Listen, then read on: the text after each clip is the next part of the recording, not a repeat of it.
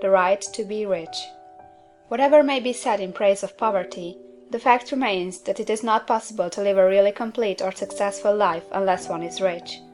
No man can rise to his greatest possible height in talent or soul development unless he has plenty of money, for to unfold the soul and to develop talent he must have many things to use, and he cannot have these things unless he has money to buy them with.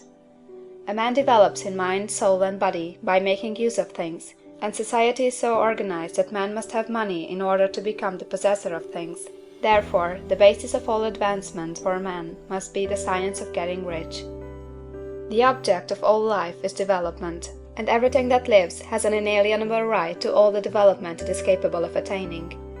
Man's right to life means his right to have the free and unrestricted use of all the things which may be necessary to his fullest mental, spiritual, and physical unfoldment, or, in other words, his right to be rich. In this book, I shall not speak of riches in a figurative way. To be really rich does not mean to be satisfied or contented with a little. No man ought to be satisfied with a little if he is capable of using and enjoying more. The purpose of nature is the advancement and unfoldment of life, and every man should have all that can contribute to the power, elegance, beauty, and richness of life. To be content with less is sinful.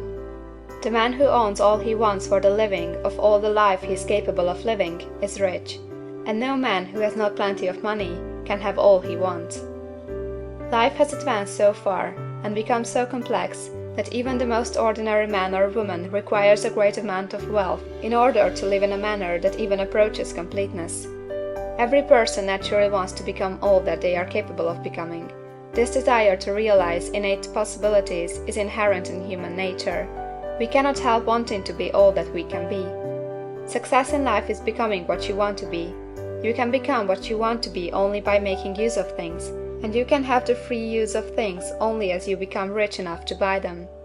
To understand the science of getting rich is therefore the most essential of all knowledge. There is nothing wrong in wanting to get rich. The desire for riches is really the desire for a richer, fuller, and more abundant life, and that desire is praiseworthy. The man who does not desire to live more abundantly is abnormal, and so the man who does not desire to have money enough to buy all he wants is abnormal. There are three motives for which we live. We live for the body, we live for the mind, we live for the soul. No one of these is better or holier than the other. All are alike desirable, and no one of the three, body, mind, or soul, can live fully if either of the others is cut short of full life and expression.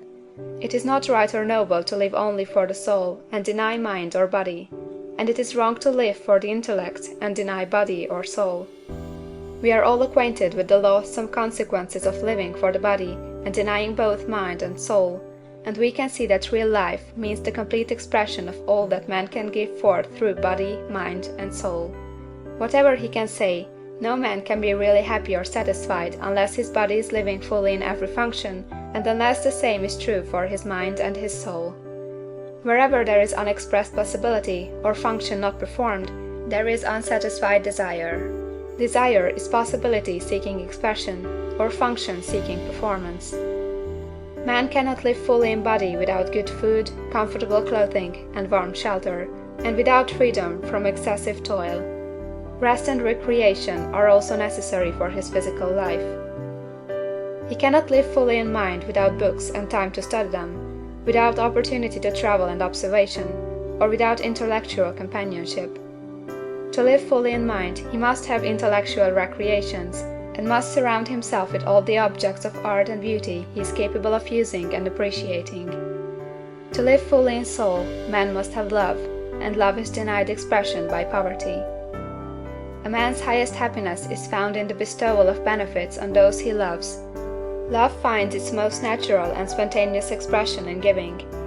The man who has nothing to give cannot fill his place as a husband or father, as a citizen, or as a man. It is in the use of material things that a man finds full life for his body, develops his mind, and unfolds his soul. It is therefore for supreme importance to him that he should be rich. It is perfectly right that you should desire to be rich. If you are a normal man or woman, you cannot help doing so. It is perfectly right that you should give your best attention to the science of getting rich, for it is the noblest and most necessary of all studies. If you neglect this study, you are derelict in your duty to yourself, to God and humanity; for you can render to God and humanity no greater service than to make the most of yourself.